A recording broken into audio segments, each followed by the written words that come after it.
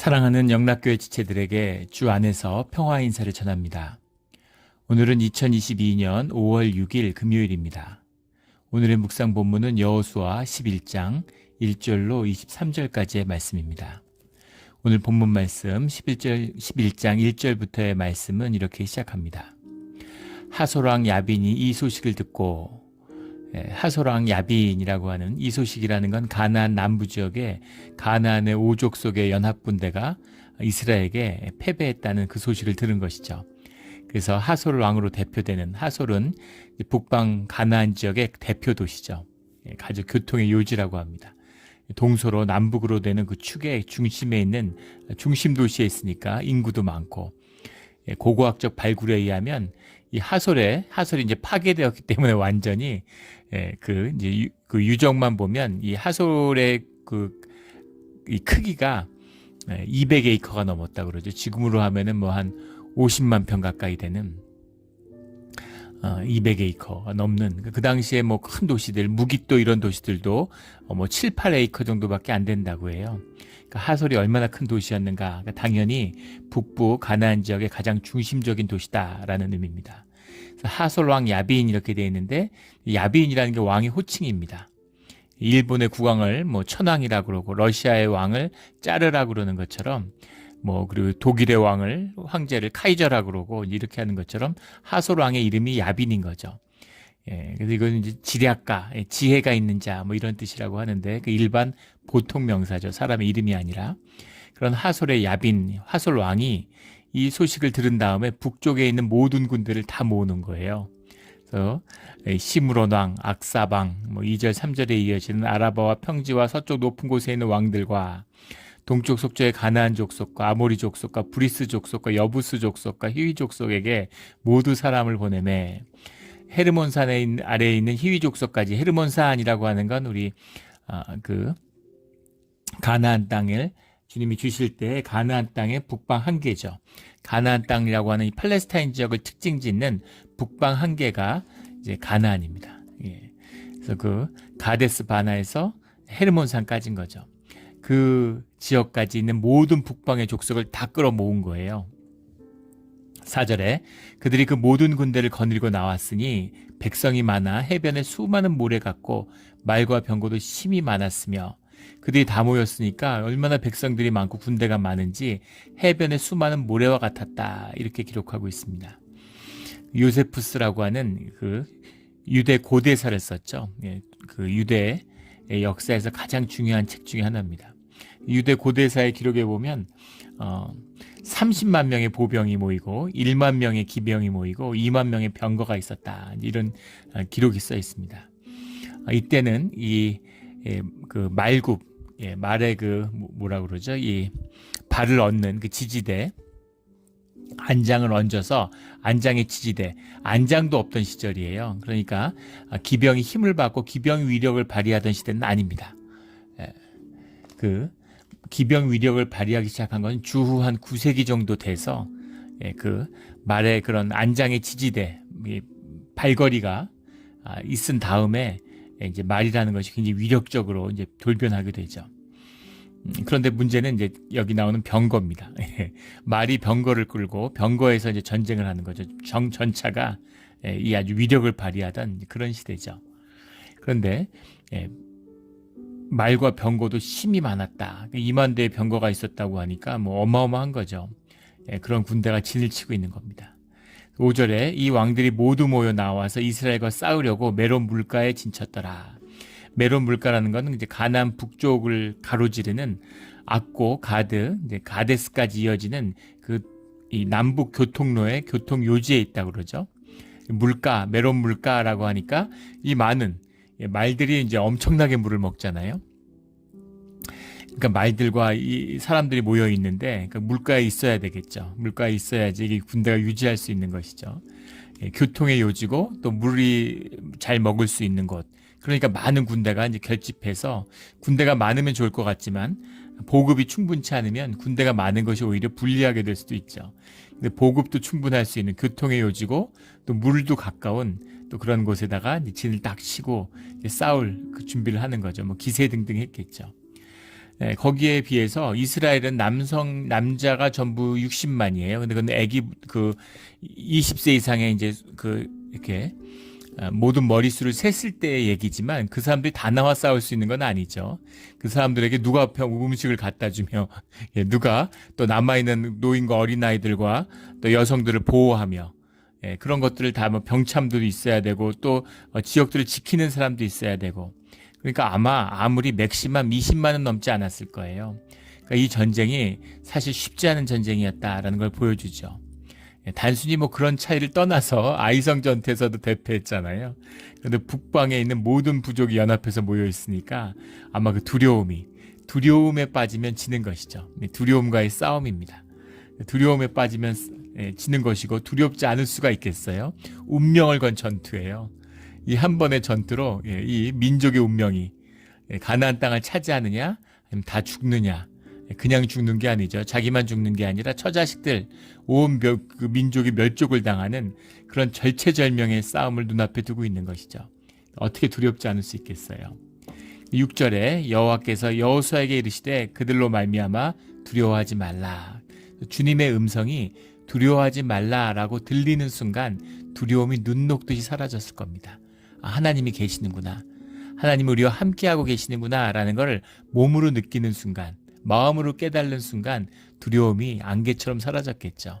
그리고 그것은 아멜렉과의 싸움은 말할 것도 없고 아이와 여리고의 전투를 겪으면서 주님의 말씀과 주님이 함께 하시는 것이 어떤 것인지를 알기 때문에 그 두려움을 극복한 적이 있죠.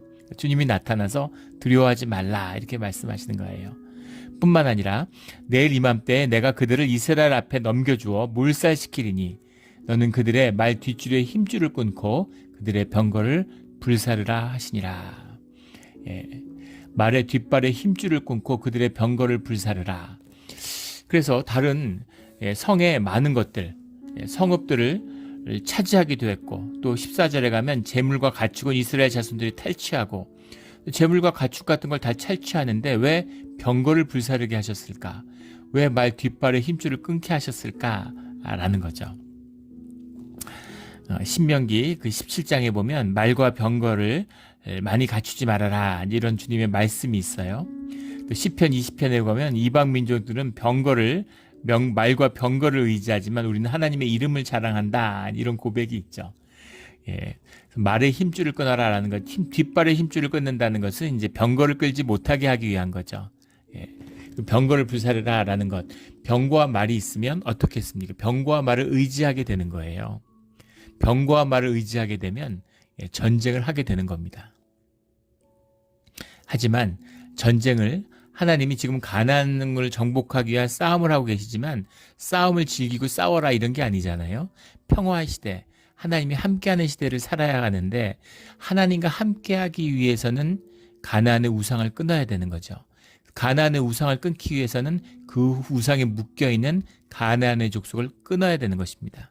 그것이 가나안의 땅을 회복하고 이것을 주님의 안에서 이스라엘의 기업으로 받을 수 있는 이유이기 때문인 거죠. 그래서 주님과 함께하는, 주님이 싸우라고 하면 싸우지만 그렇지 않으면 니들끼리 싸워서는 안 돼. 주님께 의지하는 것이 승리의 길이지 병거나 말을 의지하지 마라는 거죠. 우리를 보면 알 수 있죠. 우리가 학력을 의지하고 무슨 기술을 의지하고 돈을 의지하고 내 경험을 의지하며 살잖아요. 그런데 의지해서 그런 것으로 나를 지킬 수 있는 것이 아니라는 거죠. 우리 어제 나눴던 말씀처럼 동굴에 숨어서 동굴이 나를 지켜줄 줄 알았는데 동굴이 내 무덤이 되는 것입니다. 그것처럼 그런 것에 의지해서는 안 되는 거죠. 전쟁은 주께 속한 것이고 주님이 인도하실 때 주님의 이름으로 주님이 싸우라고 할 때 싸우면 되는 것입니다. 그때조차도 싸우시는 분은 주님이시죠. 주님이 우리를 쓰시지만 그 싸움의 주인이고 주관하시고 승리하시는 분은 주님이시다. 주님만을 의지하지 말이나 병거를 의지해서는 안 된다라는 것을 분명히 말씀하고 있는 것이죠. 근데 우리는 말과 병거를 의지하고 싶은 거잖아요. 힘을 자랑하고 제국이 되고 싶은 거죠. 주님이 택한 백성으로 이스라엘들을 쓰시겠다고 하는데 이스라엘은 로마 같은 바벨론 같은 제국을 이제 애굽 같은 제국을 만들고 싶은 거잖아요. 메시아가 오면 우리 맨날 당하고 노예로 살았는데 우리도 애굽이나 바벨론이나 로마 같이 한번 될 수 있겠지. 근데 주님이 메시아가 오셨는데 주님이 들어 쓰시는 주님의 길은 세상의 길과는 다른 것이죠.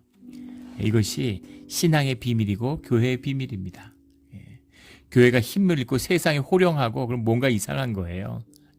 중세교회, 카노사의 굴욕, 교황이 한마디 하니까 파문하겠다 이러니까 독일의 황제가 카노사에 휴가 보내는 궁전 앞에 와서 겨울에 사흘 동안 맨발로 무릎을 꿇고 용서를 빌었죠.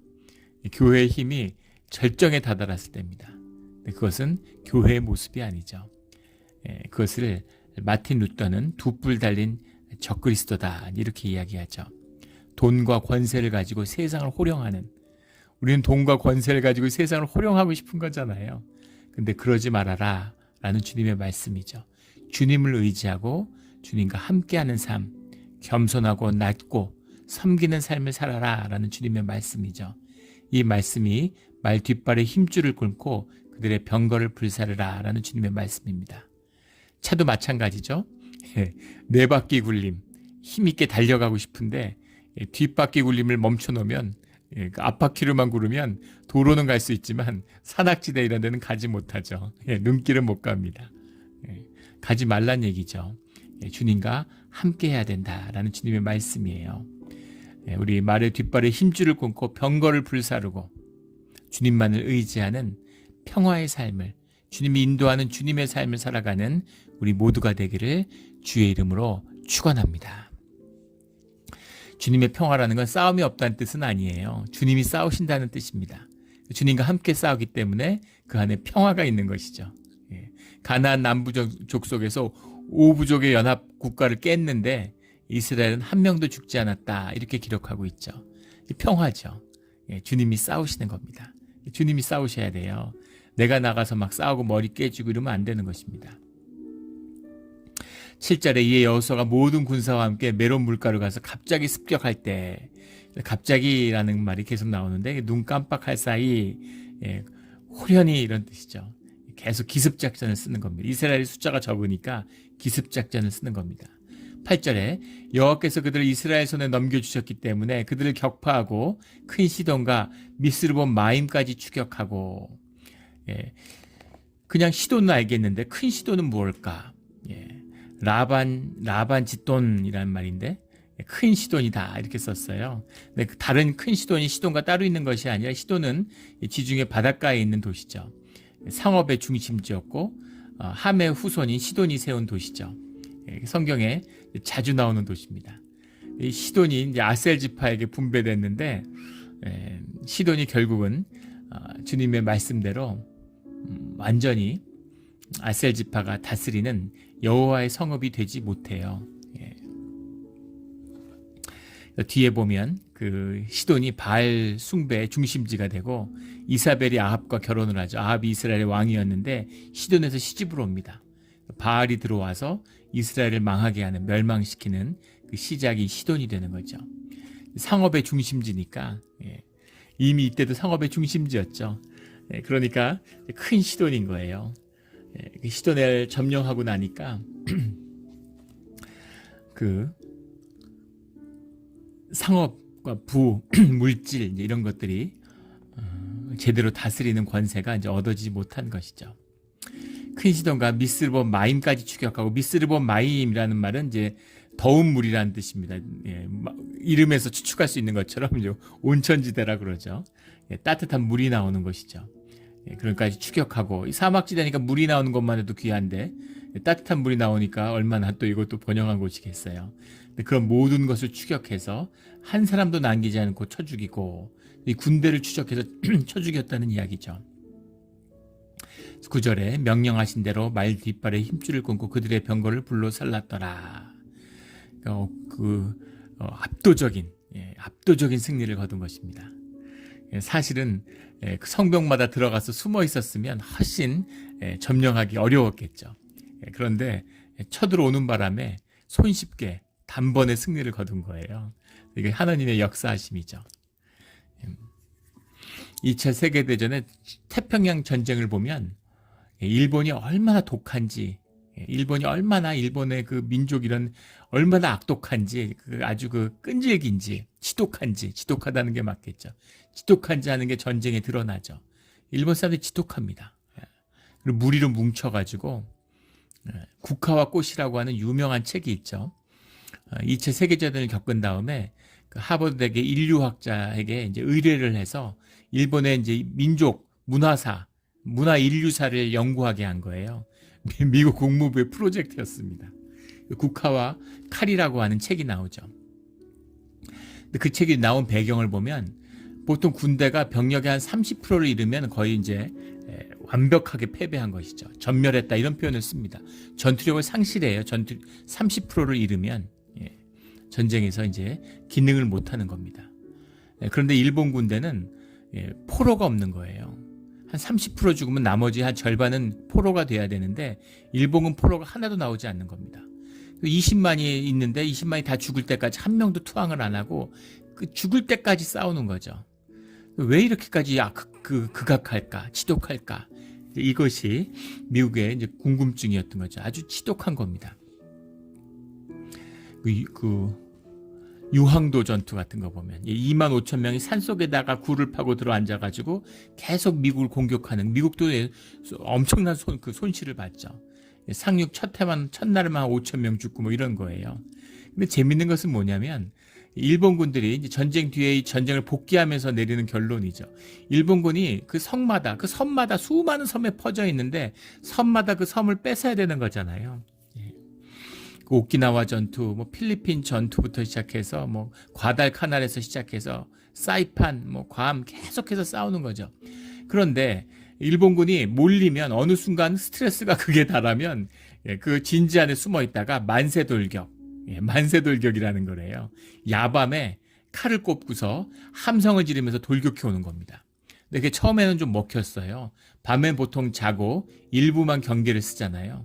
근데 전 병력이 칼을 들고 대검을 들고 백병전을 위해 쳐들어오니까 일단 섞이면 화력이 무용한 거죠.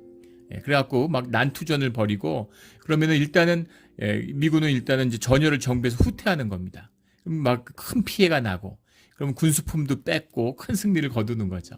처음에 재미를 봤는데 문제는 그게 루틴이 된 거예요. 자꾸 만세돌격을 하는 겁니다. 비장한 최후를. 적과 싸우는 건데 자기 세계에 심취하는 거죠. 그래가지고 술 한잔 먹고 시 한 편을 읽고 만세돌격을 하는데 그 만세돌격만 없었다면 전쟁이 다른 양상으로 갔을 거라는 거 아닙니까? 견디기 힘든 거예요. 그런데 그 미군도 힘든 거죠. 정글에서 전쟁을 한다는 게. 근데 밤에 만세돌격을 하니까 일망타진, 올 걸 알고 있어요. 수리탄과 기관총을 촘촘히 반겨놓고 지뢰를 깔아놓고 기다리고 있는데 예외 없이 밤이 되면 만세돌격을 해오는 거죠. 일본군을 격퇴하는데 일본군이 그렇게 철저히 진멸되는데 가장 큰 역할을 하는 것이 만세돌격이었다 이런 겁니다. 어리석음이죠. 하나님이 함께하지 않는 자들의 극악함의 끝이에요. 그것처럼 가나안 족속도 성마다 지키고 있으면 정복이 쉽지 않았겠죠. 또 주로 산지잖아요. 산지에다가 성을 쌓고 요새마다 숨어 있었으면 그러면 쉽지 않았을 겁니다. 세월이 오래 걸렸겠죠. 그런데 이렇게 다 모여서 한 번에 공격하니까 단숨에 차지하게 된 거죠. 주님의 역사하심입니다. 13절에 여호수아가 하솔만 불살랐고 산 위에 있는 성읍들은 이스라엘이 불사르지 아니하였으며, 처음에 여리고는 주님께 바쳐진 것으로서 다 불살랐지만 이제 성읍들도 차지해서 쓰고 재물과 가축도 탈취해서 쓰는 것이죠. 15절에 여호와께서 그의 종 모세에게 명령하신 것을 모세는 여호수아에게 명령하였고 여호수아는 그대로 행하여 여호와께서 모세에게 명하신 모든 것을 하나도 행하지 아니하는 것이 없었더라. 여호수아가 어떤 사람인지, 하나님의 사람은 어떤지 하는 걸 보여주는 거죠. 나는 모세에게 들었지만 하나님한테 못 들었는데, 또 모세는 이렇게 했지만 나는 저렇게 한다, 이런 게 아니죠. 주님의 뜻 가운데서 주님의 뜻을 온전히 받들기 때문에 그것이 모세든 여호수아든 상관없는 겁니다. 주님의 뜻이 온전히 이루어지고 주님의 영광이 나타나는 거죠. 이것이 리더십의 비밀이고 하나님이 함께 하시는 비밀이에요. 이래야 되는 겁니다. 깊이 존중하고 이렇게 교회가 가야 되는 것이죠. 하나님의 사람들은 이렇게 움직여야 되는 거예요. 예. 이런 주님의 리더십이 세워지는 우리 공동체가 되기를 주의 이름으로 축원합니다. 20절에 그들의 마음이 완악하여 이스라엘을 대적하여 싸우러 온 것은 여호와께서 그리하게 하신 것이라. 왜 이렇게 가나안 족속들, 히위 족속들은 살려주셨는데 왜 기브온에 있는 사람들은 살려줬는데 다른 사람들은 이렇게 철저히 진멸되어야 됐을까? 물론 가나안의 우상숭배를 끊어야 하는 것도 있지만 그들의 마음이 완악하여라는 주님께 대적하는 우상에 묶이고 대적의 백성이 돼서 주님께 대적하는 그 마음, 그것이 완악함이 쌓였다는 것입니다. 주님이 기다리신 400년의 역사 중에 그 완악함이 쌓이고 쌓여서 돌이킬 수 없는 심판의 때를 맞은 것이죠. 애굽도 마찬가지고 가나안도 마찬가지입니다. 애굽의 바로의 마음을 완악하게 하셨다라는 그 말씀 그대로 그들의 마음이 완악하여 여호와께서 그렇게 하게 하신 것이라, 이런 말씀이죠. 이 말씀을 처음에 성경을 읽었을 때는 좀 어리둥절하고 이상했어요. 주님이 완악하게 하셨다는 게 무슨 말일까? 착한 사람, 선한 사람을 주님이 악하게 만들었다는 뜻이 아니죠. 악한 사람을 행악하는 것을 주님이 내버려 두셨다는 겁니다. 그걸 개입하시고 만나주시고 돌이키게 하시고 초청하시고 십자가의 보혈로 구원해 주시는 것이 아니라 그 악이 너무 완악하기 때문에 그냥 내버려 두시는 거예요. 행악을 하고 악을 쌓도록 그 심판을 예비하고 있는 거죠. 세상에서 흥황하는 자를, 악한 자가 흥황하는 것을 부러워하지 말라고 주님이 말씀하시죠. 이 뜻입니다. 세상에 악한 자들이 흥황해요. 세상에 마귀, 권세 잡은 마귀들이 세상을 잡고 있으니까 마귀에게 영혼을 내주고 마귀의 사람들이 세상에서 활개칩니다. 그래봐야 잠깐이죠. 그리고 그들은 심판 아래 놓이게 돼 있어요. 그런 걸 부러워하지 말라는 겁니다. 내가 나쁜 짓을 하는데 주님이 채찍으로 때려요. 감사한 일이죠. 내가 주님의 자녀이기 때문에 회초리를 맞는 겁니다. 자식이 나쁜 짓 하는데 부모가 회초리를 안 때려. 그러면 그거는 부모가 아닌 거죠. 자식이 아닌 겁니다. 최근에 우리 가까운 교회에 출석하시는 한 장로님인데, 은퇴 장로님이죠. 나이가 많으신. 손주가 고등학교를 다니는데 마약에 빠져가지고 이제 치료소에 들어가 있어요. 치료소에서 나오는데 그 답답한 심령으로 그런 아픈 고백을 하세요. 다 당신 탓이다, 이런 거죠. 신앙생활을 제대로 못해서 큰아들이 대학을 가더니 교회를 안 가고, 근데 교회를 안 갈 수는 있는데 문제는 끝까지 교회로 돌아오지 않는 것이죠. 근데 교회를 단순히 안 다니는 게 아니라 교회를 굉장히 이제 싫어하고 미워할 뿐 아니라 아버지의 신앙을 비웃는 이제 그런 아들이 되었다는 거예요. 세상적으로는 잘 나가는 거죠. 공부 많이 시켰고 돈 잘 벌고 잘 사는 거죠. 근데 그 손주가 이제 마약에 빠졌는데 부모가 마약을 사준대요. 자식을 감당하지 못해서. 이제 고등학교 2학년인데 중학교 때 마약에 빠져가지고 3년이 돼서 시설에 격리되지 않으면 그러면 안 되는 거죠. 더 가슴 아픈 건 이 캘리포니아 법은 13세가 넘으면 본인이 동의하지 않으면 시설에 갈 수가 없다는 겁니다. 근데 옆에 그 네바다는 18세가 되기 전에는 부모가 시설에 넣을 수가 있대요. 그래서 아이를 데리고 네바다까지 라스베가스나 리노 같은 데 놀러 가서, 근데 그 국경에서 이제 기다리고 있다가, 완전 다른 나라 같아요. 미국 참 재밌죠. 그 국경만 넘으면 부모가 동의하면 이제 그 시설로 데려갈 수 있다는 거예요. 근데 자식을 그렇게 수용소죠 거기에 넣는다는데 부모의 마음이 어떤 것이겠습니까? 물론 또 그런 사건을 통해서 완악했던 그 손주 때문에 아들의 마음을 돌이키게 하려는지도 모르겠지만 그런 사건이 될 수도 있겠죠. 그런데 마약의 트랙에 들어갔다는 건 돌이킬 수 없다는, 괜히 마약이 아니죠. 못 돌이킵니다. 완전히 그 삶과 온 가족이 파괴돼 버려요. 진짜 이거는 좀 마귀의 열매구나 이런 생각이 듭니다. 마귀를 보면, 그 마약을 보면 마귀의 역사가 그대로 있어요. 사람을 고립시키고 모든 관계를 파괴하고 그 사람에게 조금이라도 선의를 베푼 사람에게 그만큼 피해를 줍니다. 결국은 부모도 자식을 버릴 수밖에 없게 만들죠. 가장 비참한 것. 지금 미국은 마약 때문에 망할 거라고 그러잖아요. 공식적으로 한 15% 정도 되는 미국인들이 마약에 빠져 있다고 하죠. 미국에서 1년에 마약 대금으로 지출되는 돈이 한 2천억 달러 정도 된다라고 추산하고 있습니다. 참, 이거를 이길 수 있는 방법, 신앙밖에 없어요. 어떤 의료나 어떤 상담이나 다 필요 없습니다. 그런 걸로 절대 되지 않아요. 이걸 끊을 수 있는 것은 주님과 함께하는, 주님이 끊어주시는 역사, 십자가의 보혈을 만나지 않으면 절대 이루어질 수 없는 일입니다. 우리는 그것을 만난 것이죠. 아무 자격도 안 되고 왜 그러셨는지 알 수 없어요. 주님이 사랑하셔서 우리를 그 굴레와 사슬에서 끊어주신 것입니다. 그런데 그 완악함 가운데 버려진 자들이 있다는 것이죠. 그들은 왜 버려졌는지 모르겠습니다.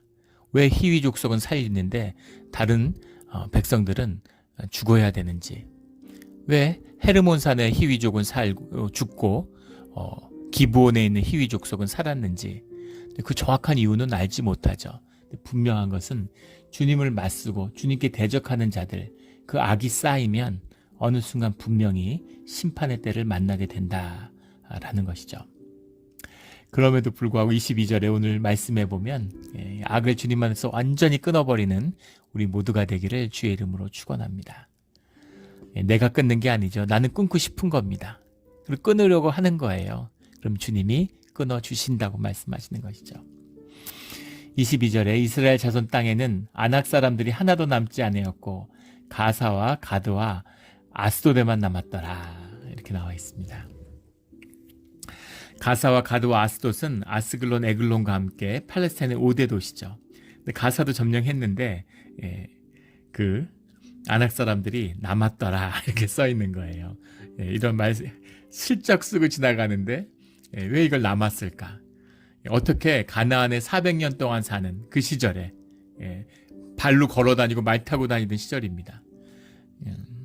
그 땅에 있는 사람들을 어떻게 하루아침에 다 진멸할 수 있겠어요? 그들의 군대를 꺾고 기세를 꺾고 그들을 다스리고 있던 왕의 권세를 꺾었죠. 그런데 여전히 많은 사람들이 살고 있어요. 살아남은 겁니다.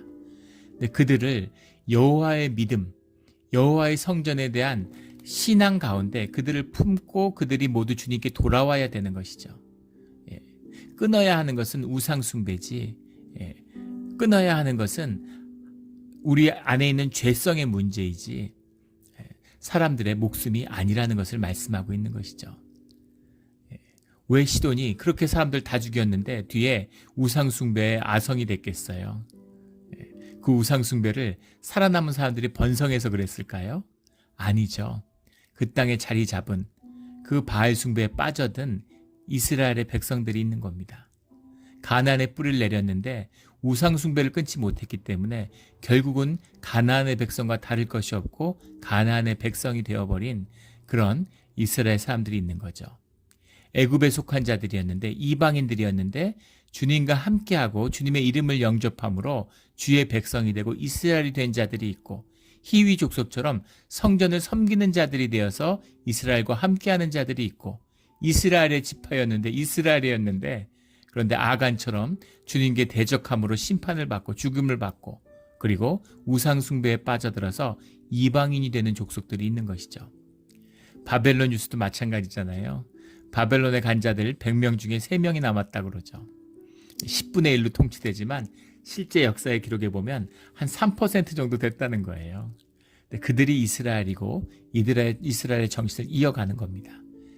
평생 이스라엘 백성이고 대대로 이스라엘 백성이면 무슨 의미가 있어요? 바벨론에 가서 바벨론의 우상 숭배에 젖어들어서 그래서 바벨론 사람들이 돼버린 거예요. 이스라엘이 망하기 전에, 유다가 망하기 전에 그 알렉산드로로 도망간 사람들이 있지. 알렉산드리아, 이 애굽에. 거기가 뭐 그 당시 세상 최대의 애굽 그 유대인의 도시였다 그러죠. 유대인들이 뭐 20만이었다, 뭐 100만이었다 이럴 만큼 이스라엘 사람들이 그렇게 많이 모여들 살던 사람 곳입니다. 근데 알렉산드리아는 에 있는 유대의 전통, 유대의 문화는 전혀 남아있지 않고 사라져 버렸어요. 바빌론에 노예로 끌려간 자들만이 이스라엘로 돌아왔습니다. 이것이 주님이 인도하시는 고난 가운데 주님과 함께하는 그 비밀을 만나는 백성의 비밀이죠. 믿음의 비밀이고 신앙의 비밀입니다.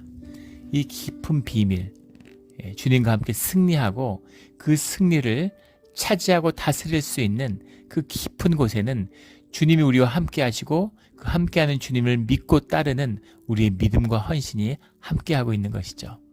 이 깊은 비밀을 깨달아 자자손손이 하나님의 복을 누리고 흘러내려가는 그런 우리의 삶의 자리가 되기를 주의 이름으로 축원합니다.